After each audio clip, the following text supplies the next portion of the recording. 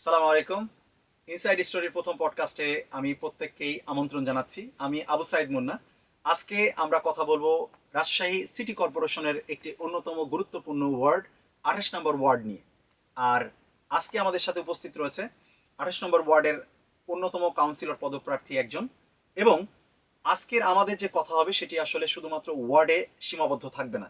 আমাদের কথা চলবে, আমরা চেষ্টা করব বর্তমান সময়ে যে রাজনীতি, জবাবদিহিতা এবং সম্ভাবনাময় যে বাংলাদেশ রয়েছে সে সম্পর্কে আমাদের এই প্রার্থীর যে দৃষ্টিভঙ্গি রয়েছে সেটি সম্পর্কে জানতে। আর আমাদের কিছু গুরুত্বপূর্ণ প্রশ্ন রয়েছে তার কাছে, সেই প্রশ্নগুলো হবে সরাসরি জবাবদিহিতামূলক এবং জনগণের পক্ষ থেকে।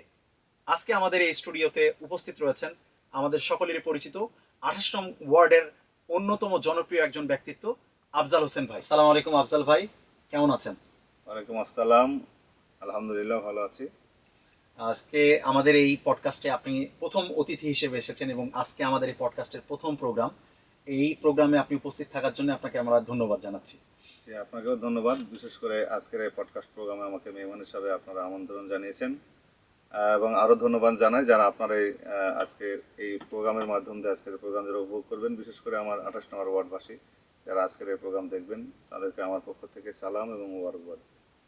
আচ্ছা, আফজাল ভাই, আমি আপনাকে শুরুতে আসলে একটু ইজি করে নিই, কারণ আসলে পডকাস্টগুলো আমরা খুবই আসলে আলোচনা মুখর এবং প্রাণবন্ত করতে চাই। সেক্ষেত্রে আপনি মনে হয় দেখেছেন যে আমরা দুইজন আলাদা আলাদা চেয়ারে বসে আছি। আপনি লাল চেয়ারে বসে আছেন। আমরা আসলে আমরা চেষ্টা করেছি যে এবং চেষ্টা করব যে যতজন প্রার্থী আমাদের এখানে আসবেন তাকে লাল চেয়ার দেওয়ার, অর্থাৎ আমরা রেড জোনে তাকে রাখতে চাই। এবং আপনার কাছে অনেকগুলো প্রশ্ন রয়েছে, দেশ বিদেশ থেকে আসলে আপনাকে প্রশ্ন করেছে অনেকে। তারা জানতে চায় যে আসলে আপনি 28 নম্বর ওয়ার্ড নিয়ে পরবর্তীতে কি করতে চান, আল্লাহ যদি আপনাকে এই 28 নম্বর ওয়ার্ডে নির্বাচিত করেন, সেক্ষেত্রে আসলে আপনার ভাবনাগুলো নিয়ে অনেকে জানতে চেয়েছেন। তাহলে কি আমরা প্রশ্নের দিকে চলে যাবো আফজাল ভাই? জি, অবশ্যই। আসলে প্রথমে আমাদের যে প্রশ্নটি রয়েছে সেটি হলো যে আপনি যেহেতু একটি নির্দিষ্ট দলের এবং জনগণও আপনাকে খুব পছন্দ করে, বিশেষ করে যুব সমাজ যারা রয়েছে তাদের মধ্যে আপনার একটা বড় ধরনের ইমেজ এবং ক্রেজ রয়েছে। তো এখানে প্রথম যে প্রশ্নটি এসেছে সেটি হলো যে আসলে আপনি কি নিজ দায়বদ্ধতা থেকে এই কাউন্সিলর পদপ্রার্থী হয়েছেন, নাকি দলীয়ভাবে আসলে মনোনীত হয়েছেন? জি, আপনাকে ধন্যবাদ প্রশ্ন করার জন্য। আসলে এখানে দুই ধরনের বিষয় আছে। একটা হচ্ছে যে আমার আহ, আহ, মানে স্থানীয়ভাবে মানে মনোনয়ন দিয়েছি কিনা, পাশাপাশি এখানে দলীয়ভাবে নমিনেশন আসছে কিনা। হ্যাঁ, দুটো বিষয় আছে এখানে। এক নম্বর হচ্ছে যে আমাদের প্রত্যেকটা সিলেকশন গুলো আসলে সংগঠন থেকে নির্ধারণ করে, সংগঠন যাকে যোগ্য মনে করে, ওই এলাকার জন্য উপযুক্ত মনে করে তাদেরকে তারা সেভাবেই সিলেকশন দেয়। আর পাশাপাশি স্থানীয়ভাবে যাদেরই স্থানীয়ভাবে গ্রহণযোগ্যতা আছে সাধারণ মানুষের মাঝে, যারা কাজ করে, যারা জনগণের সাথে মিশতে পারে, সাধারণত সংগঠন থেকে তাদেরকে সিলেকশন দেয়। তো সেক্ষেত্রে আপনি যেটা প্রশ্ন করছেন সেটা হচ্ছে সংগঠন এবং জনগণ দুটোর সাথেই আমরা বলতে গেলে দুইজনারই সিলেক্টেড। আহ, তাহলে কি ভাই আপনার যখন আপনি নির্বাচিত হবেন সেক্ষেত্রে কি আপনার দলীয় প্রভাব থাকবে কিনা? আপনি কি আপনার সংগঠনের বাইরে গিয়ে সিদ্ধান্ত নিতে পারবেন কিনা 28 নম্বর ওয়ার্ডের ক্ষেত্রে? আচ্ছা, ধন্যবাদ আপনাকে। আসলে এই ক্ষেত্রে যেটা হয় যে একজন প্রতিনিধি যখন নির্বাচিত হয়ে যায় তখন সেটার কোনো নির্দিষ্ট দলে থাকে না, তখন সিদ্ধান্তগুলো সংগঠন থেকে আসে না। তখন যখন সেই ক্ষেত্রে তখন রাষ্ট্রের যে সুযোগ সুবিধাগুলো আসে, তখন সেখানকার জনগণ যারা যেটার প্রাপ্ত সেটা তাকে সেভাবে বুঝে দেওয়া হয়। এক্ষেত্রে দল বা অন্য কিছু এগুলা বিবেচনায় আসে না, কারণ আমার দলের কয়টা লোক আছে আমি যদি ভোটের যদি চিন্তা করি তাহলে। কিন্তু যেহেতু সাধারণ জনগণের ভোটে আমাকে পাশ হইতে হবে, সুতরাং যে কোনো বিষয়গুলো অবশ্যই জনগণের যে চাহিদা বা জনগণের যে চাওয়া পাওয়া সেটাকে আমাকে অগ্রাধিকার দিতে হবে, এবং সংগঠন থেকে সেভাবে নির্দেশ দেওয়া আছে। আচ্ছা, এর আগের বার আপনি 2023 সালে যখন স্থানীয় নির্বাচন হয় সেখানে আপনি আহ, প্রার্থী ছিলেন জি। এবং খুবই অল্প ভোটের কারণে হেরেছেন। এক্ষেত্রে কি আসলে আপনার কি কোনো পরিবর্তন আপনি নিজের মধ্যে নিয়ে এসেছেন যে আসলে এই পরিবর্তনগুলো নিয়ে আসলে আমার যেটা সহজ হবে? আচ্ছা, দেখুন, গতবার যে নির্বাচনটা হয়েছে সেটা বাংলাদেশের মানুষ জানে নির্বাচনগুলো কিভাবে হয়েছে। নিজের পছন্দের প্রার্থীকে কিভাবে জিতিয়ে দেওয়া হয়েছে বিভিন্নভাবে, টাকা পয়সার মাধ্যম দিয়ে, এবং সবাই জানেন যে আসলে ভোটগুলো আওয়ামী লীগ সরকার কিভাবে করেছে। এরপরেও আমি আপনার জানেন দীর্ঘদিন আমি রাজশাহীর বাইরে ছিলাম। হঠাৎ করে রাজশাহীতে আসার পরে অল্প দিনের মধ্যে আমি মাত্র 17 দিন সুযোগ পাইছিলাম মানুষের সাথে মিশার। সে অল্প সময়ের মাঝে মানুষ যেভাবে আমাকে অ্যাকসেপ্ট করেছে, গ্রহণ করেছে, এটা আমি আসলে সেজন্য খুবই নিজেকে গর্ববোধ মনে করি। এবং পাশাপাশি মানুষ যেভাবে আমাকে অ্যাকসেপ্ট করেছে, গ্রহণ করেছে, আর মনে হয় যে আগামীতে এটা আমার জন্য আরো সহজ হবে। 17 দিনে পুলিশ কতবার আপনার বাসায় গিয়েছিল? আর 17 দিনে তো আমার বাসাতে প্রায় 5-6 বার পুলিশ গেছে। পাশাপাশি আমার নামে, আমি যখন সিলেক্টেড হই, তা ঘোষণা হওয়ার সাথে সাথে আমার নামে 2টা মামলা হয়। পাশাপাশি আমি একটা ক্যাম্প, শুরুতে যে ক্যাম্পটা করেছিলাম সেই ক্যাম্পে যে কজন উপস্থিত ছিল তাদের সবার নামেই মামলা হয়েছিল সে সময়, এবং 2জনকে গ্রেপ্তারও করে নিয়ে গেছিল। সুতরাং আমি যাতে ভোট না করতে পারি এর জন্য প্রশাসন শুরু থেকে আমার পরে ব্যাপক টর্চার করেছে, আমাকে বের হতে দেয়নি। আমাকে রাস্তায় বের হলে পুলিশ যেভাবে হয়রানি করেছে, গ্রেপ্তার করার জন্য আমাকে চেষ্টা চালিয়েছে, সব মিলে একটা মানে বলবো কি, নির্বাচনটা খুব কঠিন ছিল আমার জন্য সেই সময়, আওয়ামী লীগের সময়। এবং আমার অনেক কর্মীকেই, আমার নিজস্ব 2টা মামলা হয়েছে, মানে এটা ঘোষণা হওয়ার সাথে সাথেই। আর আগে তো মামলা ছিল অনেকগুলা, তো সবকিছু মিলে আমার জন্য খুব একটা কঠিন সিচুয়েশন ছিল। তো সেই সময়তে মানুষ যেভাবে আমাকে গ্রহণ করেছে, আশা করছি আগামীতে, এবং আর ব্যবধানও মানুষের আমরা যে আমাদের চাহিদা ছিল, জি, মানুষের মধ্যে যে আকাঙ্ক্ষা ছিল, সে আকাঙ্ক্ষার প্রতিফলন সামনে ইনশাল্লাহ হবে। এবং ব্যবধানও খুব কম ছিল যত জি সম্ভব। জি, এবং অল্প ব্যবধান ছিল। আরেকটি বিষয় সেটি হলো যে আপনি তো প্রার্থী, ঠিক একইভাবে কিন্তু আপনি একজন 28 নং ওয়ার্ডের নাগরিক। আপনার কাছে আসলে কোন কোন সমস্যাগুলো খুব বড় মনে হয়েছে? আমি যদি 28 নম্বর ওয়ার্ডের সমস্যার কথা বলি, যেহেতু আমি সেখানে প্রতিনিধি হিসাবে নির্বাচন করব, সেক্ষেত্রে আমি 28 নম্বর ওয়ার্ডের প্রত্যেকটা গলিতে আমার যাওয়া হয়েছে, প্রত্যেকটা বাড়িতে, প্রত্যেকটা এলাকাতে আমি গিয়েছি, এবং সেই জায়গাগুলো আমি দেখছি। এখানে বেশ কিছু সমস্যা তৈরি হয়েছে। আমি যদি গত কাউন্সিলর যে ছিলেন, এর আগে যিনি ছিলেন, দীর্ঘদিন ছিলেন, কিন্তু আমি অবাক হই যখন অলি গলি গোলানে ঢুকি বিভিন্ন জায়গাতে, যে এমন কোনো মানে জায়গা নাই যে জায়গাগুলা মানে কোনো সুন্দরভাবে কোনো সংস্কার হয়ে আছে। আমাদের আমাদের অধিকাংশ রাস্তাঘাট বা বিভিন্ন অলিগলিতে যেগুলো আমি ঘুরে দেখেছি, যে সবথেকে বড় সমস্যা হচ্ছে ড্রেনেজ ব্যবস্থাটা একেবারে খুবই সমস্যা। বর্ষা আসলে দেখি যে, আমরা সিটি কর্পোরেশনে বাস করি, কিন্তু বর্ষা আসলে মনে হবে যে আমরা কোনো বন্যা প্লাবিত এলাকাতে বসবাস করছি। কারণ প্রত্যেকটা ড্রেন ওভার হয়ে যায়, কোনো ড্রেনের নিষ্কাশন ব্যবস্থা ঠিক মতো নাই। অনেকগুলা ড্রেন উঁচু হয়ে আছে কিন্তু রাস্তা নিচু, ওখানে কোনো গাড়ি ঘোড়া যাতায়াত করে না। অনেকগুলা ড্রেন আছে কিন্তু ড্রেন গালা নিচু, বর্ষার সময় এগুলো ময়লা সব ভেসে উপরে জমে থাকে, এবং সেখানে মশা মাছি বিভিন্ন ধরনের পোকামাকড়ের জন্ম নেয়। সবকিছু মিলে একটা অপরিকল্পিত, মানে 28 নম্বর ওয়ার্ডকে মনে হচ্ছে খুব অপরিকল্পিতভাবে কাজ হয়েছে এখানে। তো এখানে এটা একটা বড় সমস্যা। আর দ্বিতীয়ত সমস্যা হচ্ছে যে এখানে রাস্তাঘাটের একটা বড় সমস্যা।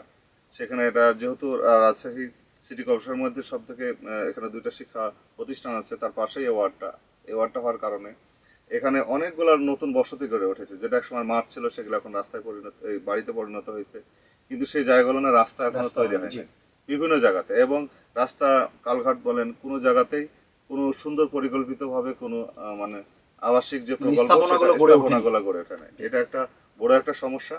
আরেকটা আমাদের বড় সমস্যা সেটা হচ্ছে যে এখানে মশা, ব্যাপক মশার উপদ্রব আমাদের এই 28 নম্বর ওয়ার্ডে। বিশেষ করে এটা হওয়ার মূল কারণ হচ্ছে যে এখানে যে ময়লা, মানুষের বাড়ির যে ময়লা আবর্জনা, সেগুলো ফেলার যে সুন্দর একটা নিষ্কাশন ব্যবস্থা সেটা নাই।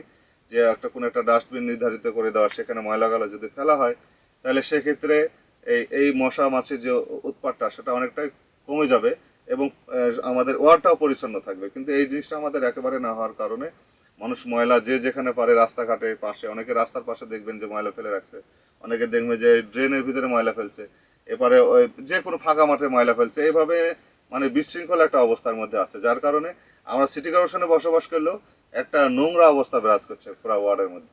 তো এই মোটামুটি এই সমস্যাগুলো আমার চোখে আমি দেখছি যতটুকু ঘুরেছি বিভিন্ন জায়গাতে। আরও একটি সমস্যা আমার কাছে মনে হয়েছে, আমিও যেহেতু 28 নং ওয়ার্ডের একজন নাগরিক, সেটি হলো যে বিভিন্ন ড্রেনের ওপরে কিন্তু আসলে আপনার স্ল্যাব নেই।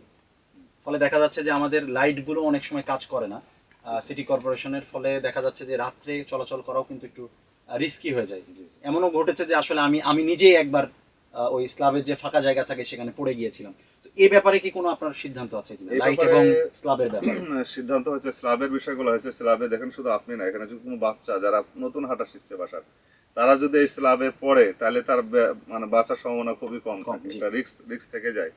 আর পাশাপাশি লাইটের বাল্বের যে ব্যবস্থা, সেটা আমরা যতটুকু জানি 5 তারিখের আগে যতদিন রানিং কমিশনার ছিল ততদিন তারা চেষ্টা করেছে ওখানে লাইটগুলা ঠিক মতো দেওয়ার, কিন্তু এরপরে লাইটের বরাদ্দটা হঠাৎ করে বন্ধ হয়ে যায়। আমি নিজেও একদিন গেছিলাম প্রশাসকের কাছে এই বিষয় নিয়ে, কারণ পুরা রাস্তাঘাট এমন অন্ধকার, এখানে চুরি ছিনতাই এগুলা মানে হওয়ার সম্ভাবনা খুবই বেশি, এবং খুবই দু একটা বেশি, জি। ঘটেছে এর কারণে। যেদিন আমি নিজে গেছিলাম তখন তারা বলছে যে এটা আমাদের বরাদ্দ নাই। পরবর্তীতে আমাদের বেশ কিছু যারা বড় ভাই ব্রাদার আছে, আমাদের যারা শুভাকাঙ্ক্ষী আছে, তাদের কাছ থেকে আমরা বেশ কিছু লাইট কালেকশন করে আমি বিভিন্ন জায়গাতে এগুলা দিয়ে লাইটের ব্যবস্থা করেছি, মানুষ যাতে অন্ধকারে কষ্ট না পায়। তা আমি চেষ্টা করব যদি আমাকে আল্লাহ সুযোগ দেয় তাহলে সেক্ষেত্রে ওটা 28 নম্বর ওয়ার্ডকে শুধু লাইট না মানে একটা আলোকসজ্জায় পরিণত করা, এবং পুরা যতগুলা ওয়ার্ড আছে যেহেতু এটা একটা শিক্ষা প্রতিষ্ঠানের পাশে এবং এখানে অনেকগুলো স্টুডেন্ট বসবাস করে, আমাদের অনেকগুলো মেস আছে, চেষ্টা করব যাতে এই ওয়ার্ডটা একটা শুদ্ধ পরিচ্ছন্ন ঝকঝকে একটা ওয়ার্ডে পরিণত হয়। আফজাল ভাই সুন্দর বলেছেন। আমার মনে হয় যে আরো একটা গুরুত্বপূর্ণ প্রশ্ন আছে, সেটি হলো যেটি আমরা দেখছি যে আমাদের যুব সমাজকে সমস্যার মুখে ফেলছে এবং ধ্বংস করে দিচ্ছে, সেটি হলো মাদক। অনেকেই জানি আমরা যে আসলে কোথায় মাদক বিক্রি হয় এবং কারা মাদক বিক্রি করে। তো আপনি নির্বাচিত না হয়েও কিন্তু আসলে অনেক পদক্ষেপ নিতে পারেন, যেহেতু আপনি একটা নির্দিষ্ট সংগঠনে আছেন এবং অনেক মানুষ আছে। তো সেক্ষেত্রে এখন কোনো কি পদক্ষেপ এ ব্যাপারে নিয়েছেন কিনা, এবং নির্বাচিত হলে আসলে আপনি কি ধরনের পদক্ষেপ নিতে চান এই মাদক নিয়ন্ত্রণের ক্ষেত্রে 28 নম্বর ওয়ার্ডে? জি ধন্যবাদ, খুব দারুণ প্রশ্ন করেছেন। 28 নম্বর ওয়ার্ডে মাদকের একটা সমস্যা আছে, কিন্তু আমি মনে করি যে খুব বেশি সমস্যা না, এটা অল্প কিছু সমস্যা আছে আমাদের এখনো। তো এটা সমস্যার ক্ষেত্রে আমরা আমাদের দায়িত্ববোধের জায়গা থেকে যতটুকু চেষ্টা করি, যারা এই কাজের সাথে সম্পৃক্ততা আছে তাদেরকে সচেতন করার, সজাগ করার, এই কাজ থেকে নিবৃত্ত করার, এই কাজটা যাতে না করে সেক্ষেত্রে তাদেরকে বিভিন্নভাবে আমরা বোঝানোর চেষ্টা করি। পাশাপাশি আমরা এটাও অফার দিয়েছি যে আপনারা যদি এই মাদকের কাজ ছাড়েন তাহলে সেক্ষেত্রে তাদের কর্মসংস্থানটা কিভাবে করা যায়, কারণ তাদেরও একটা সংসার আছে, পরিবার আছে, তারা তো এটা করে রুজি করে খায়, কিন্তু তার রুজিটা যদি আমরা চেঞ্জ করে দিতে পারি তাহলে এখান থেকে মাদক অনেকটা কমতে পারে। পাশাপাশি আমরা যদি সামাজিকভাবে একটা সচেতনতা গড়ে তুলতে পারি এই মাদকের বিরুদ্ধে, তাহলে আমরা অনেক যারা ইয়াং জেনারেশন আছি তারা এটা থেকে অনেকটা পিছিয়ে আসতে পারি। আর পাশাপাশি সর্বশেষ যেটা হচ্ছে আমাদের সর্বোচ্চ এতটুকু ক্ষমতা আছে যে কাউকে বোঝানো, সামাজিক সচেতনতা তৈরি করা, এর বেশি আমাদের কোনো পদক্ষেপ নেওয়ার সুযোগ নাই। এক্ষেত্রে মাদক নিয়ন্ত্রণ অধিদপ্তর আছে এবং পুলিশ প্রশাসন আছে, তাদের মাধ্যম দিয়ে যতটুকু পারা যায়। তবে আমরা চেষ্টা করবো যদি যদি আল্লাহ আমাকে এখানে নিয়ে আসাই বা পাশ করাই, তাহলে আমার যেটা চিন্তা আছে যে একদম 100% মাদক মুক্ত 28 নম্বর ওয়ার্ডকে তৈরি করা। এক্ষেত্রে যা যা করা দরকার আমরা আচ্ছা সেটা ভাই, করবো। জামাত তো আসলে ক্ষমতাতে নাই, তো সেক্ষেত্রে কি প্রশাসন আপনার কথা শুনবে কিনা, এ ব্যাপারে আসলে আপনি কি কোনো কিছু ভেবে রেখেছেন কিনা? দেখুন, জামাত আসলে আমি তো নির্বাচিত হবে জনগণের ভোটে, এখন প্রশাসন আমার কথা শুনলো কি শুনলো না সেটা পরের বিষয়। জনগণ যখন মনে করবে যে না এখানে মাদক একটা বড় সামাজিক ব্যাধি, সেক্ষেত্রে প্রশাসন সেটা মানতে বাধ্য। আর জুলাই বিপ্লব আমাদের এই জন্য হয়েছে, কেউ যদি মনে করে যে জনগণের কোনো আকাঙ্ক্ষাকে মানে ব্যক্ত ঘটিয়ে মাদক যারা ব্যবসায়ী তাদের কাছ থেকে টাকা খেয়ে তাদেরকে শেল্টার দিবে ব্যবসার আর কি। জি সেন্ট্রাল জি দিবে, জি জি। সেই সুযোগটা আমার মনে হয় যে বাংলাদেশ থেকে চলে গেছে। আচ্ছা, আমাদের পরবর্তী কোশ্চেনটা একটু আসলে একটু মজার বলা যায়, কারণ কার্ড কার্ড নিয়ে আসলে আমাদের বাংলাদেশে একটা বড় ধরনের রাজনীতি আমরা ইলেকশনের সময়, জাতীয় নির্বাচনের সময় দেখেছি। তো বিভিন্ন ধরনের কার্ডের প্রচলন আছে, আপনি জানেন, টিসিবি কার্ড, বয়স্ক ভাতা, ওইটাও কার্ড সিস্টেমের মতনই, এবং আরও কিছু বিষয় রয়েছে। তো এই সকল বিতরণের ক্ষেত্রে আপনাদের ব্যাপারে একটা সবসময় প্রশ্ন আছে, এবং নির্বাচনের সময় আমরা দেখেছি আপনাদের ব্যাপারে অভিযোগ তোলা হয়েছে যে আপনারা নিজস্ব দলের বাইরে গিয়ে আসলে কোনো কিছু আপনারা সাধারণ মানুষকে দিতে চান না। তো এক্ষেত্রে কি আসলে আপনি সুষম বন্টন করতে পারবেন কিনা? না দেখেন, আসলে আমাদের ব্যাপারে অভিযোগ আছে কিনা আমার জানা নাই। তবে পূর্ববর্তীতে যারা ছিল তাদের নামে অভিযোগ ছিল, কারণ আমরা যেহেতু ক্ষমতায় ছিলাম না, সুতরাং এটা অভিযোগ আসার প্রশ্নই আসে না। এখন ইতিপূর্বে যারা ক্ষমতায় ছিল তাদের ক্ষেত্রে এই অভিযোগটা ঘোরদৌড় আছে যে যারা তার ভোট করে, যারা তার সাথে থাকে, তার পিছনে থাকে, তাদেরকে এগুলা ডিস্ট্রিবিউশন করে তাদের মাধ্যম দিয়ে, এবং যাদের মাধ্যম দিয়ে ডিস্ট্রিবিউশন করে তারা তাদের আত্মীয় স্বজনকে এগুলা ডিস্ট্রিবিউশন করে, মানে সব নিজেদের মধ্যে হয়ে যায়। কিন্তু প্রকৃতপক্ষে ওয়ার্ডে যারা মানে প্রাপ্য, সেই জি কার্ড জি। প্রাপ্য, এবং যারা একেবারে গরিব মানুষ, নিম্ন মানের নিম্নবিত্ত, মানুষ, জি নিম্নবিত্ত জি জি মানুষ জি। যারা, যাদের পাওয়ার কথা প্রকৃত, তারা বঞ্চিত হয়। তো সেক্ষেত্রে আমার টার্গেট আছে যদি এরকম কোনো সুযোগ সুবিধা থাকে, বিশেষ করে যারা টিসিবি কার্ড, বয়স্ক ভাতা, এগুলোর ক্ষেত্রে যারা প্রকৃতি প্রাপ্য, তারা যারা আছে রানিং, তাদেরটা রানিং থাকবে, তাদের ক্ষেত্রে কোনো সমস্যা হবে না। কিন্তু যাদের দেখা যাচ্ছে যে টাকা পয়সা আছে, ধনী মানুষ, কিন্তু আত্মীয়তার খাতিরে তারা সেটা ভোগ করে, একটা গরিবের হক সে ভোগ করে, সেগুলোর ক্ষেত্রে আমরা ব্যবস্থা নেব। তারপরে যারা প্রকৃত হকদার তাদেরকে আমরা সেটা এই পৌঁছে যে দেবো। মোটামুটি কিছু পরিকল্পনা আপনি বললেন, এক্ষেত্রে কি আসলে আপনার গ্রাউন্ড লেভেলে আপনার কোনো টিম কাজ করছে কিনা, বা আপনার এরকম কোনো পদক্ষেপ নিয়েছেন কিনা যে ওই এলাকায় এই সমস্যা আছে, এই জায়গায় এই সমস্যা আছে, এরকম কোনো পদক্ষেপ নিয়েছেন কিনা না, আপনি? নিঃসন্দেহে আমার বিশেষ করে পুরো 28 নম্বর ওয়ার্ডটাকে আমার সাজানো আছে, এবং প্রত্যেকটা জায়গাতে আমাদের নির্ধারিত কিছু লোক আছে বা মানুষ আছে যারা এগুলার তালিকা, তারা ওখান থেকে তালিকাগুলো আমার কাছে আসবে। জি, সুন্দর। আসার পরে সেই তালিকাগুলো আমরা যাচাই বাছাই করে আবার আমি সশরীরে তার বাসাতে যাব, যাওয়ার পরে দেখার পরে যদি মনে হয় যে সে প্রাপ্য, যোগ্য, জি। যোগ্য, তাহলে আমরা তাকে সেভাবে বুঝিয়ে দেবো। আচ্ছা, বর্তমান সময়ে আরো একটি বড় সমস্যা দেখা যাচ্ছে, এটি আসলে কষ্টদায়ক ব্যাপার, যে আসলে আমরা দেখতে পাচ্ছি নারী নিরাপত্তার যে ব্যাপারটি, এবং জামাতের ব্যাপারে বারবার এই প্রশ্নই তোলা হয়, এবং বিভিন্ন ক্ষেত্রে আমরা দেখেছি যে বলা হয় যে আসলে নারীরা জামাতের অধীনে স্বাধীন না। তো সেক্ষেত্রে আসলে 28 নম্বর ওয়ার্ডের ব্যাপারে আসলে কি ঘটতে পারে আপনার মনে হচ্ছে নারী নিরাপত্তার ক্ষেত্রে? তা এটা তো জাতীয় ইস্যু, আপনি যেটা বললেন সেটা হচ্ছে জাতীয় ইস্যু। 28 নম্বর ওয়ার্ডের নাগরিক যে যেভাবে আছে সেভাবে থাকবে। তবে সেক্ষেত্রে আমরা যেটা করব সেটা হচ্ছে যে এই ওয়ার্ডে কোনো ধরনের ইফটিজিং, মহিলাদের কোনো ইফটিজিং, এবং এখানে আপনারা জানেন যে এখানে বিশ্ববিদ্যালয় এবং রুয়েট অবস্থিত, এখানে অনেক স্টুডেন্টরা মহিলা ছাত্রী নিবাস এখানে আছে যেখানে ছাত্রীবাস আছে, ছাত্রীরা জি থাকে। জি। তারা অলরেডি এখানে নিরাপত্তার সাথে থাকে, এবং এবং তাদের 100% নিরাপত্তার ব্যবস্থা করা। স্কুল স্টুডেন্ট যারা আছে, ছাত্রী যারা আছে, তাদেরকে যাতে যুবকরা কোনো ধরনের উত্তপ্ত না করে সেটার আমরা ব্যবস্থা নেব। পাশাপাশি আপনি দেখছেন যে এবার বাংলাদেশ জামাত ইসলামী একটা ভালো একটা পজিশনে গেছে, মেয়েদের অধিকাংশ মেয়েদের ভোট ভোটে ভোট অনেকটা ভোট পেয়েছে, জি। অনেকটা পেয়েছে। সুতরাং মানুষের যে ধারণা, সে ধারণা থেকে অনেকটা মানুষ বুঝতে শিখেছে না জামাত ইসলামী হচ্ছে নারীদের নিরাপত্তার ক্ষেত্রে সব থেকে আশ্রয় জায়গা। তাহলে আমাদের নারীদেরকে নিয়ে আরো বিভিন্ন ধরনের উদ্যোগ আছে, এর মাধ্যমে দিয়ে আমরা তাদের কর্মসংস্থান থেকে শুরু করে আরো বেশ কিছু পরিকল্পনা আছে যাতে করে তারা নিরাপত্তার পাশাপাশি তারা কর্মসংস্থানটা যাতে তৈরি করতে পারে। এই ব্যাপারে আমাদের কিছু পরিকল্পনা আছে, সেগুলো আমি পরবর্তীতে আপনাকে উল্লেখ করবো।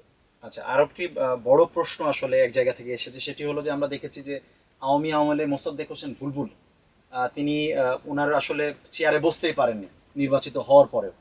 তো সেক্ষেত্রে আসলে আপনি তো যেহেতু আমরা দেখতে পাচ্ছি যে মোটামুটি আপনার দল ক্ষমতাতে নেই, তো এক্ষেত্রে একটা বাজেট আসে এবং বাজেটের বাদেও আসলে অনেক দলীয় আহ, অবস্থান থেকে অনেক কিছু করার সুযোগ থাকে। তো এক্ষেত্রে আসলে আপনি কি কোনো পরিকল্পনা করেছেন কিনা, এই নির্ধারিত বাজেটকে আপনি সঠিকভাবে আনতে পারবেন কিনা? জি জি, ধন্যবাদ আপনাকে প্রশ্ন করার জন্য। খুবই গুরুত্বপূর্ণ একটা প্রশ্ন। বাজেটের বিষয় সব থেকে একটা ওয়ার্ডের পরিচালনার ক্ষেত্রে যেটা সব থেকে গুরুত্বপূর্ণ বিষয়। দেখেন, আসলে বাজেট তো একটা সিটি কর্পোরেশন নির্ধারিত বাজেট আছে। বিশেষ করে আমাদের উন্নয়নের ওয়ার্ডের উন্নয়ন প্রকল্পের জন্য প্রতি বছর হয়তো কিছু বাজেট আসবে। সেই বাজেটগুলোর জন্য আমরা একটা কমিটি করে দেবো, নির্ধারিত কমিটি। সেই কমিটির মাধ্যম দিয়ে বাজেটগুলো যেখানে যতটুকু ডিস্ট্রিবিউশনের দরকার সেই কমিটির মাধ্যম দিয়ে হবে, এবং এটা একটা জবাবদিহিতা থাকবে। আমরা প্রতি বছর যে কাজগুলো হবে সে কাজের একটা ফিডব্যাক আমরা প্রতি বছর বছর যারা গণ্যমান্য ব্যক্তি আছে ওয়ার্ডে তাদেরকে সাথে নিয়ে আমরা একসাথে বসে সেই বাজেটগুলা কিভাবে বাস্তবায়ন করলাম আমরা সেগুলো উত্থাপন করব। তাদের মধ্যে থেকে কোনো পরামর্শ থাকলে আমাদেরকে দিবে পরবর্তী কাজের জন্য। এইভাবে মোটামুটি আমরা একটা বাজেট তৈরি করব। পাশাপাশি আমার যেহেতু একটা সংগঠনের সাথে আমার রিলেটেড আছে, আমার দেশ এবং দেশের বাইরে অনেক শুভাকাঙ্ক্ষী আছে। আমাদের এই বাজেটের বাইরে আমাদের অনেক অনেক কিছু প্রকল্প আছে যেগুলো আমরা এইটার মাধ্যমে বাস্তবায়ন করার সুযোগ আছে আমার ক্ষেত্রে। অলরেডি আমি নির্বাচিত না হলেও আমি বিভিন্ন জায়গাতে আমার ওয়ার্ডে এগুলো করে থাকি বিভিন্নভাবে, বিভিন্ন ভাইদের শুভাকাঙ্ক্ষীদের সহযোগিতার মাধ্যম দিয়ে। আমরা যেমন টিউবওয়েল স্থাপন করা, ড্রেনেজ ব্যবস্থা নিষ্কাশন করা, তারপরে হচ্ছে যে আমরা ফ্রি মেডিকেল ক্যাম্প করা, এভাবে ঈদের সময় আমাদের খাদ্য সামগ্রী বিতরণ সহ বিভিন্ন সামাজিক কাজ আমরা অলরেডি করে থাকি। সুতরাং এটা যখন আমরা নির্বাচিত প্রতিনিধি হব কোনো জায়গায়, সেক্ষেত্রে আমাদের এটা আরো বেশি বিভিন্ন জায়গা থেকে সহযোগিতাটা আমাদের আরো বেশি আসবে। সেক্ষেত্রে শুধু বাজেটের পাশাপাশি আমরা বাইরে থেকেও অনেক সহযোগিতা এলাকাবাসীর জন্য বা ওয়ার্ডবাসীর জন্য করার আচ্ছা, সুযোগ যেহেতু আছে। আহ, অনেকের প্রশ্ন আছে আপনার, যেহেতু আমরা বাজেট নিয়ে কথা বললাম, তো অনেক সময় প্রশ্ন অনেকে করে যে আসলে আপনার আয়ের উৎসটা কি, বা আপনি এই যে ঢাকা থেকে এখানে আসলেন, আসার পরে আসলে আপনি কি করেন, এটি নিয়ে অনেকের প্রশ্ন আছে। আচ্ছা জি, ধন্যবাদ। আসলে আমি ঢাকাতে ছিলাম, একটা প্রাইভেট কোম্পানিতে জব করতাম। ওখানে তো আলহামদুলিল্লাহ স্যালারি ভালোই ছিল এবং ভালোভাবে চলছিলাম সেখানে। তো পরবর্তীতে সংগঠন সিদ্ধান্ত দিছে এলাকা মানুষের স্বার্থে, রাজশাহীবাসীর জন্য, বিশেষ করে আমার এলাকার জন্য আমাকে প্রয়োজন। সেক্ষেত্রে সংগঠন যখন আমাকে ওখান থেকে নির্দেশ দেয়, তখন আমি আসলে কোনো কিছু চিন্তা না করে আমি ডাইরেক্টলি রাজশাহীতে চলে আসছি ফুল ফ্যামিলি নিয়ে, যে সংগঠন যেহেতু আমাকে ফিল করছে, সুতরাং আমার সেখানে কোনো মঙ্গল আছে বা বরকত আছে।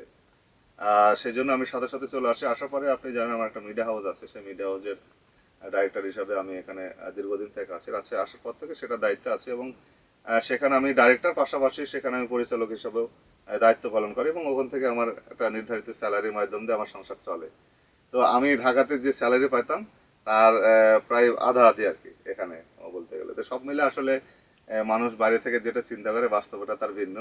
আমি খুবই সহজ সরলভাবে চলাফেরা করি, এবং একটা মানুষের যতটুকু না হলেই না, জাস্ট সেভাবেই চলাফেরা করার পাশাপাশি আমার আয়কর রিটার্নটা প্রতি বছরে জমা দিতে হয়। সেখানে জমা দেওয়া আছে, যদি কারো কোনো সন্দেহ থাকে সেখান থেকে সেখান দেখতে থেকে পারে। দেখে নিতে জি পারবে জি, আর এটা কি। আমাদের প্রতি বছরই দিতে হয় আয়কর রিটার্নটা, বিশেষ করে যারা ইলেকশন করবে তাদের জন্য একটা নির্ধারিত বাধ্যতামূলক। বাধ্যতামূলক তাদের আয়ের উৎস এবং টাকার পরিমাণ কি সেটা ওখানে দেওয়া থাকে প্রতি বছর। প্রশ্ন আসলে আমি আপনাকে করতে চাই, সেটি হলো যে হাসিনার আমলে বা ফ্যাসিস্ট আমলে আমরা দেখেছি যে রাজশাহী বিশ্ববিদ্যালয়ের শিক্ষার্থীদের সাথে স্থানীয়দের একটা বড় ধরনের আসলে বিভেদ তৈরি হয়েছে, এবং আমরা মোটামুটি দাকুমড়া সম্পর্কের মধ্যে দিয়ে এখনো যাচ্ছি। যদিও আমাদের এলাকা এবং এলাকার পার্শ্ববর্তী যে এলাকাগুলো রয়েছে সেখানে অনেকগুলো ছাত্র এবং ছাত্রী নিবাস রয়েছে। তো সেক্ষেত্রে এই মানে অবস্থা থেকে আসলে আমরা সম্পর্কটা আর কিভাবে উন্নত করতে পারি, এক, এবং রাজশাহীতে যেহেতু কলকারখানা নেই, ফলে যুব শ্রেণী বা যুবক শ্রেণী যারা রয়েছে তাদের কিন্তু কর্মসংস্থানের ব্যবস্থা খুবই কঠিন হয়ে পড়েছে। তো সেক্ষেত্রে আসলে আপনার কোনো পদক্ষেপ বা পরিকল্পনা আছে কিনা? জি, ধন্যবাদ আপনাকে। আসলে এখানে দুটো বিষয়ের কথা। একটা হচ্ছে বিশ্ববিদ্যালয়ের ছাত্রদের সাথে আমাদের সম্পর্কের বিষয়। দেখেন আসলে বিশ্ববিদ্যালয়ের সাথে স্থানীয় লোকদের সম্পর্কটা দীর্ঘদিনের, মাঝে সাঝে দু একটা ঘটনা ঘটে, কিন্তু এটা অনাকাঙ্ক্ষিত ঘটনা। তবে আমার ক্ষেত্রে আমার যেটা পরিকল্পনা আছে, যেহেতু আমাদের 28 নম্বর ওয়ার্ডটা বিশ্ববিদ্যালয়ের মেন গেট এবং রুয়েটের মেন গেটের একদম মেন জায়গাতে পড়ে, তো সেই জায়গা থেকে আমার চিন্তা হচ্ছে যে যদি এরকম কোনো বিশৃঙ্খল ঘটনা ঘটে তাহলে সেক্ষেত্রে বিশ্ববিদ্যালয় প্রশাসন এবং আমাদের স্থানীয় যারা প্রতিনিধি আছে আমরা তারা একসাথে সমন্বয় করে, এবং ছাত্র প্রতিনিধি যারা আছে তারা যে কোনো বড় সমস্যা হোক না কেন আমরা একসাথে সমন্বয় করে যদি সেটা সমাধান করতে পারি তাহলে এই বিষয়গুলো খুব সহজেই মেটানো যায়। যেহেতু দেখেন যে বিশ্ববিদ্যালয়ের যে এরিয়া বা যে হলগুলো আছে এই হলগুলো কিন্তু এতগুলো ছাত্র আটে না, ছাত্রছাত্রী। সেক্ষেত্রে আমাদের স্থানীয়ভাবে অনেক ছাত্রছাত্রীরা কিন্তু লোকালি বসবাস করে, তো সেক্ষেত্রে তাদের নিরাপত্তা দেওয়া, তারাও তো আমাদের ভাই বোনের মতো, এবং তারা বাপ মাকে থেকে এখানে এসে বসবাস করে আমাদের সাথে মিলে চলে। সেই সম্পর্কটা যাতে আমাদের আরো গভীর হয় এবং কোনো ধরনের কোনো বিশৃঙ্খলা যাতে তাদের সাথে না হয়, এক্ষেত্রে আমরা যাদের লোকালি আছি তারা মানুষকে সচেতন করার পাশাপাশি আমরা যে কোনো ছোটখাটো বিষয়গুলো হলে সেটা বিশ্ববিদ্যালয় কর্তৃপক্ষ এবং আমরা স্থানীয় সবাই একসাথে মিলে একটা সমাধান করার একটা চেষ্টা সমাধান করব, করে কর্মসংস্থানের ব্যাপারটা নিয়ে এটা আমরা চিন্তা করছি। যে কোনো বড় ধরনের সমস্যার সমাধান করবো। আর কর্মসংস্থানের বিষয়টা যেহেতু একটা ওয়ার্ড, একটা আমাদের এক নির্ধারিত ওয়ার্ড, আমাদের কর্মসংস্থানের ব্যবস্থা খুব বেশি সুযোগ নাই, তাও একবারে সুযোগ নাই বললে চলবে না, যেহেতু আমাদের একটা ভালো পয়েন্ট আছে এখানে। আপনার কর্মসংস্থানের ক্ষেত্রে আমরা কয়েকটা পরিকল্পনা আছে, তার মধ্যে বড় একটা হচ্ছে আমাদের এখানে বিশ্ববিদ্যালয় এবং ইউনিভার্সিটি দুইটা আমার 28 নম্বর ওয়ার্ডের পাশে। তো সেক্ষেত্রে এখানে একটা বড় একটা কর্মসংস্থানের জায়গা, মানুষের চাকরি বাকরির একটা জায়গা, যেহেতু আমরা পার্শ্ববর্তী প্রতিষ্ঠানের পার্শ্ববর্তী অঞ্চল, সেই ক্ষেত্রে আমাদের এখানে চাকরি বাকরির ক্ষেত্রে আমার ওয়ার্ডের লোকজন যারা তাদের যাতে অগ্রাধিকার পায় এই জন্য প্রশাসনের সাথে যোগাযোগ করা, তাদের সাথে আমাদের সমঝোতা করে আমাদের স্থানীয় ছেলেপেলে যাতে এখানে জব হয়, কর্মসংস্থান হয়, এর জন্য আমার সবসময়তে তাদের সাথে থাকা, স্থানীয় লোকদের সাথে থেকে তাদের অধিকার আদায়ের জন্য আমি সবসময় সচেষ্ট থাকবো তাদের সাথে। পাশাপাশি আমরা যারা যুবক শ্রেণী আছে, বিশেষ করে যারা ইয়াং জেনারেশন আছে, তারা যাতে একটা চাকরি উপযোগী হিসেবে গড়ে তুলতে পারে, এর জন্য এখানে আমাদের কম্পিউটার প্রশিক্ষণ কেন্দ্র এবং বিভিন্ন ধরনের যদি ট্রেনিংগুলো আমরা এখানে একটা সেন্টার খুলতে পারি, ট্রেনিং সেন্টারের মাধ্যমে যদি যুবকদের প্রশিক্ষণের মাধ্যমে এদেরকে দেশ বিদেশ সহ আমাদের স্থানীয় যে প্রতিষ্ঠানগুলো আছে সেগুলোকে যদি আমরা যোগ্য হিসাবে দিতে পারি তাহলে এখানে অনেকটাই কর্মসংস্থান লাঘব হওয়ার সম্ভাবনা আছে। পাশাপাশি নারীর ক্ষেত্রে আমার পরিকল্পনা আছে, যারা নারী আছে বিশেষ করে তাদেরকে যদি আমরা সেলাই মেশিন প্রশিক্ষণের মাধ্যম দিয়ে তাদেরকে একটা ট্রেনিং এর পর আপনি পরে তো যদি মনে হয় তাকে এই ধরনের কর্মসূচিতে আছেন জি আমার জি জানা জি মতে। অলরেডি আছে। আমরা আপনারা জানেন যে আমাদের এখানে একটা মহিলা এতিমখানা আছে এবং সেখানে আমাদের একটা সেলাই মেশিন ট্রেনিং সেন্টার অলরেডি চলছে। এখানে অনেকে সেখানে মানে প্রশিক্ষণ নিচ্ছে এবং অনেকে কাজ শিখে গেছে। তো আমরা এই ট্রেনিং এর এই ট্রেনিংটাকে আরো বড় করবো। অলরেডি আমার হাতে এখনো 10 12 বা 15 20টা মেশিন আছে। যদি আমরা সেগুলো একটা নির্ধারিত জায়গাতে বসে এলাকার মহিলাদেরকে সেখানে কাজ শেখার মাধ্যম দিয়ে সেই মেশিনগুলো যদি আমরা তাদেরকে উপহার দিতে পারি বা তাদেরকে যদি আমরা বিভিন্ন জায়গা থেকে কালেকশন করে উঠাই দিতে পারি তাহলে একটা পরিবার সেলাই মেশিন করে তার পরিবারকে সুন্দরভাবে চালাতে পারে। এইভাবে নারী এবং পুরুষদেরকে ছোটখাটো এই কাজগুলোর প্রশিক্ষণের মাধ্যম দিয়ে তারা যাতে নিজেরা কর্মসংস্থান গড়ে নিতে পারে, এর জন্য যা যা করা আমার পক্ষ থেকে সেই চেষ্টা থাকবে। এরপরে আসলে অনেক সিরিয়াস কথা আমরা বললাম, আমি একটু একটা মজার প্রশ্ন, যে প্রশ্নটি আসলে আমেরিকা থেকে এক বড় আপু আমাকে করেছে, আপনাকে বিশেষভাবে মানে এটির উত্তর উনি চান আর কি। সেটি হলো যে আমরা দেখেছি যে আহ, আমাদের যে জাতীয় সংসদ নির্বাচন ছিল সেখানে ভোট ইঞ্জিনিয়ারিং এর কিছু জায়গায় অভিযোগ উঠেছে, এবং অভিযোগ জামাতই জানিয়েছে। এই জামাত যখন হলো অভিযোগ জানালো, কিছুক্ষণ পরে আবার তারা আবার দেখা গিয়েছে যে আহ, বিরোধী দলের নেতা নেত্রীদের কাছে ফুলেল শুভেচ্ছা নিয়ে গিয়েছে। তো আপনার এই যে নির্বাচন, স্থানীয় নির্বাচন বা 28 নং ওয়ার্ডের যে নির্বাচন, এই নির্বাচনে যদি আমরা দেখি যে আসলে ভোট নিয়ে ইঞ্জিনিয়ারিং হয়েছে, আপনি এটির প্রমাণ পান, এবং অন্য কোনো একজন প্রার্থী জিতে, তাহলে সেক্ষেত্রে কি আপনি একই কাজই করবেন কিনা দলের মতো?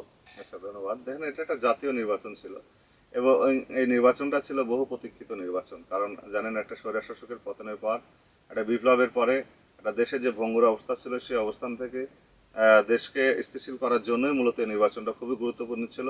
সেক্ষেত্রে ইলেকশন ইঞ্জিনিয়ারিং এর পরেও জামাত ইসলাম এই জন্য জিনিসটা মেনে নিয়েছে, এই কারণে যে আগে সব আগে দেশকে করতে হবে। দেশকে গড়ার জন্যই মূলত এত বড় একটা আহ, আহ, অভিযোগ থাকার পরেও দেশের স্বার্থে, দেশের মানুষের স্বার্থে তারা যেহেতু একটা ভঙ্গুর দেশ, সেই দেশটাকে পুনর্গঠন করার জন্য জামাত ইসলাম এই ইলেকশন ইঞ্জিনিয়ারিং হওয়ার পরেও ইলেকশনটাকে মেনে নিয়েছে। স্থানীয় নির্বাচনে বিএনপি ক্ষমতায় আছে, ঠিক আছে, কিন্তু সেটা একটা প্রভাব বিস্তারও করতে পারে নির্বাচনে। তবে আমার মনে হয় যে 28 নম্বর ওয়ার্ডে সেক্ষেত্রে তাদের জন্য কঠিন হবে। আর যদি এরকম হয়, তাহলে 28 নম্বর ওয়ার্ডবাসী সেটা শক্ত হতে প্রতিহত করবে। এবং যদি তারা জোর জবরদস্তি জেতার চেষ্টা করে, তাহলে এবং জিতেও যায়, আহ, যদি ইলেকশন ইঞ্জিনিয়ার করে জিতে যায়, আমার মনে হয় না যে 28 নম্বর ওয়ার্ডবাসী সেটা মানবে, কারণ অতীতে আমাকে এভাবে হারানো হয়েছে। আবার জি জি যদি জি, কেউ হারানো, সেই কারণে আসলে হ্যাঁ হ্যাঁ, প্রশ্নটি আসলে করা। সেটা যদি আবার কেউ হারানোর জি জি চেষ্টা জি। করে, তাহলে এটা এলাকার মানুষ সেটা প্রতিহত করবে। আচ্ছা, সবচেয়ে গুরুত্বপূর্ণ প্রশ্ন আসলে, যে কারণে আমরা দেখেছি বিগত সময়ে কাউন্সিলররা ভোট পেতে গিয়ে বেগ পেতে হয়েছে, তাদের মানে সমস্যায় পড়েছে তারা।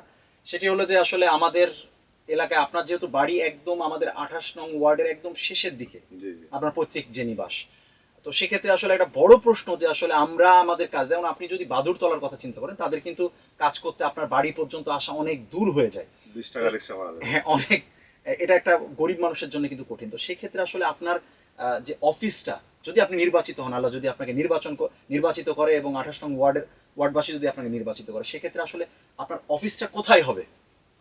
না, ধন্যবাদ। আমি এক্ষেত্রে আমার পূর্বে পরিকল্পনা ছিল, এর আগে যখন ইলেকশন করি তখনই আমার চিন্তায় ছিল এটা, যে আমাদের ওয়ার্ডটা যেহেতু আপনারা দেখবেন যে লম্বা, তালাইমারি থেকে এদিকে বাদুতলা থেকে শুরু করে সায়েন্স ল্যাবরেটরি পর্যন্ত একদম লম্বাভাবে ওয়ার্ডটা চলে গেছে। তো লম্বাভাবে যার কারণে এটা হিউজ ডিস্টেন্স একটা।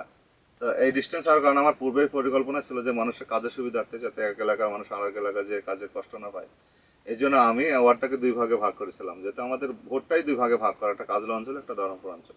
তো আমরা ধরমপুর অঞ্চলের জন্য আমজাদের মোড়ে একটা আমার আচ্ছা চিন্তা আছে যে এই কেন্দ্রিক একটা চেম্বার তৈরি করা, আর আমাদের কাজলা সহ বাদুরতলা সহ তালাইমারি অঞ্চলের জন্য তালাইমারি কেন্দ্রিক একটা চেম্বার তৈরি করা। এই দুই জায়গায় যদি আমরা নাগরিক সুবিধাটা দিতে পারি, তাহলে মানুষের যে ভোগান্তি বা দীর্ঘদিনের যে চিন্তা, সেটা অনেকটা লাঘব হবে। তাহলে সেক্ষেত্রে আপনি আগের যারা আমরা দেখেছি যে সবাই মোটামুটি ঘুম থেকে উঠে এসে অফিস করতে জি পারতো, জি জি। এই সুবিধাটা আপনি নিতে চাচ্ছেন না? না না, এর আগে আপনারা দেখছেন যে যারা কাউন্সিলর হয়েছে তারা নিজের বাড়িতে তাদের বাড়ির সাথে, জি। বাড়ির সাথে তারা হয়েছে চেম্বার করে, তারা মানে অফিস খরচও বাঁচাইতো, পাশাপাশি মানুষকে তার বাড়ির দ্বার পর্যন্ত যাওয়া লাগতো। আমার কথা হলো দ্বার পর্যন্ত আসা লাগবে না, প্রত্যেকটা মানুষ যাতে তার দ্বারে সেবা পায়, সেটার জন্য আমার পরিকল্পনা আছে এবং সেভাবে বাস্তবায়ন হবে ইনশাল্লাহ।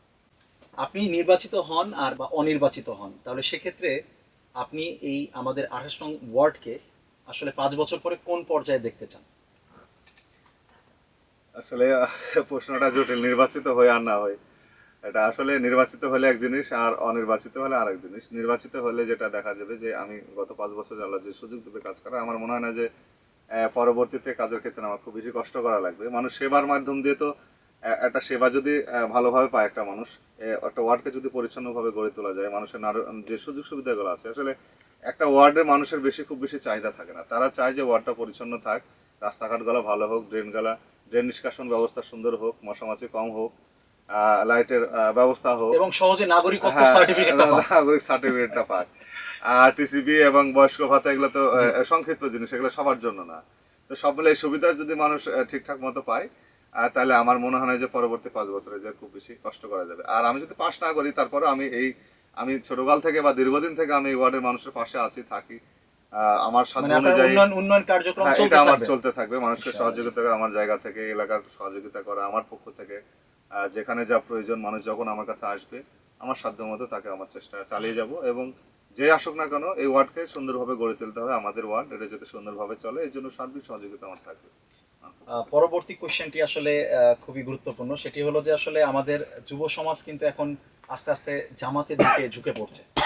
তো সেক্ষেত্রে আসলে এই যে নতুন যে ভোটার আমরা দেখতে পাচ্ছি যুব শ্রেণীর মধ্যে, এদের ক্ষেত্রে আসলে আপনার কোনো বার্তা আছে কি?